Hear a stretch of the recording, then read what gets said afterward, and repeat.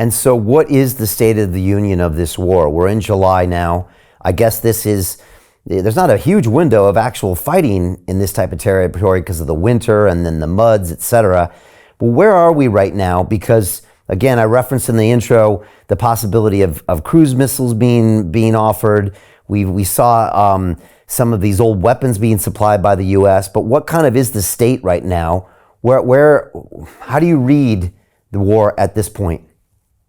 Well, let's look at the Russian side first. The Russians are actually attacking up in the northeastern corner of this long line of defense that is sort of shaped like a banana in southern Ukraine. And they've made a lot of progress, aiming in the direction, generally speaking, of Liman in eastern Ukraine, but really towards Slavyansk. And those are road networks that would lead Russian forces on the offensive to go all the way to Kharkov very quickly, and actually to strike even further west and north towards Kharkov, or to swing around behind the Ukrainian forces that are down south. Those forces came out of the Beograd area.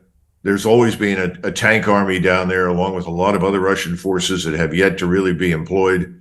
And this offensive is being very successful right now. At the same time, the Ukrainians in small numbers, all up and down the line, have continued to launch attacks, all with no success at all, catastrophic losses.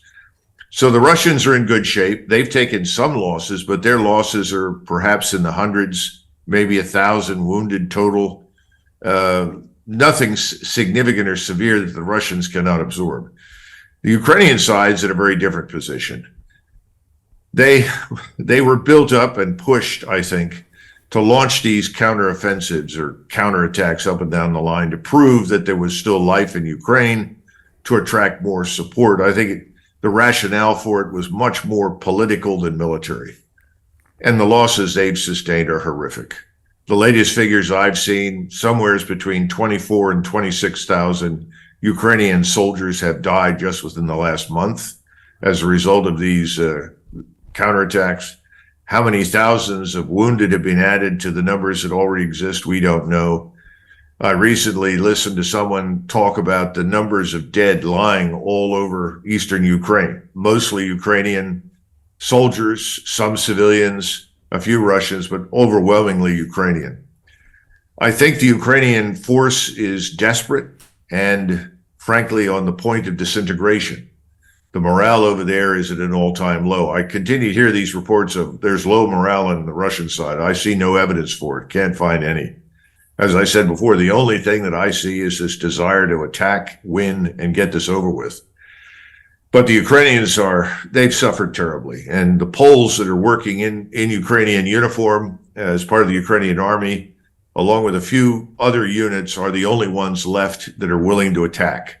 Everyone else has said this is preposterous. They do not have the ability to punch through the security zone, which ranges from 15 to 25 kilometers in front of the main defensive belts. They've never reached the main defensive belts. And this is not a surprise. From the very beginning, people thought that you could build an army for high-end conventional warfare on the fly. It can't be done. Armies take years to develop, to build. Their culture has to evolve. They have to have an officer corps that evolves into a professional force. They need institutions that support the training, the equipping, and the organization. None of these things were in place. Now throwing new pieces of equipment, whether they're obsolete or relatively modern. The Storm Shadow missiles, I think is what it's called from the British. Those are very effective, and some of them have penetrated, though others have been shot down. But on the other hand, we've just announced that we're purchasing Hawk anti-aircraft missiles from Taiwan and shipping them to Ukraine. Well, I guess the threat to Taiwan isn't nearly as great as we thought it was. So now we're taking equipment that we've already sold to the Taiwanese. They're selling it back to us, shipping it to Ukraine. It's not going to make any difference. It's obsolete anyway. The Russian air defenses are superb, is the best word that I can come up with.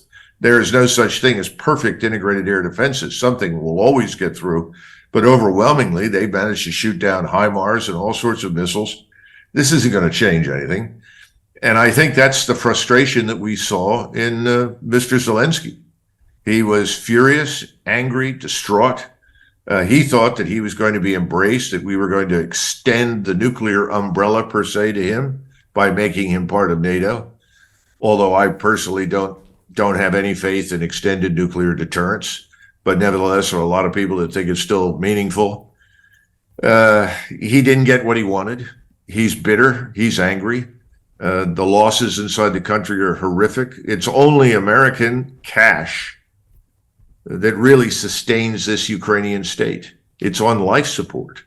And the humane thing would be to put an end to it and negotiate, but it's not going to happen. And I think that's really what is next on the agenda is in Moscow, in the discussions at high levels. I think they're going to finally say, unless we finish this and attack, go on the offensive, there will be no end.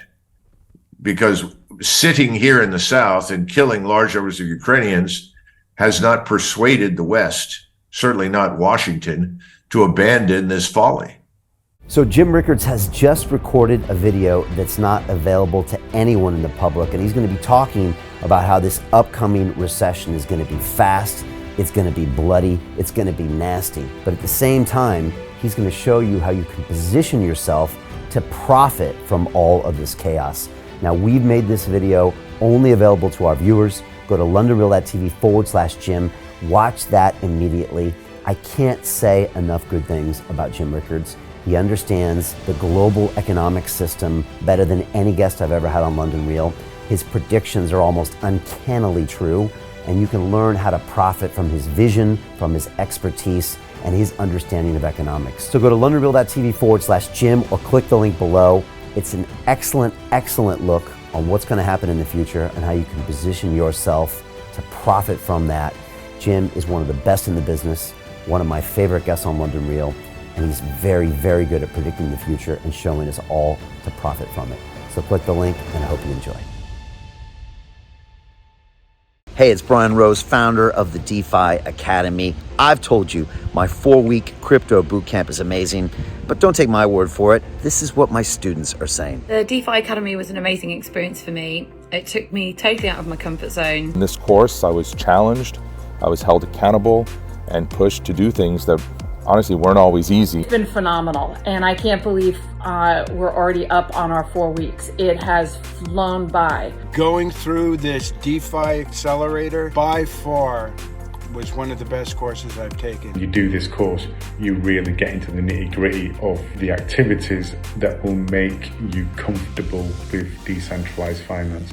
Thank you so much to Brian and everyone at London Real and the DeFi Academy for even putting together an amazing course like this. Anybody else that wants to do it, please sign up. It is well worth the money.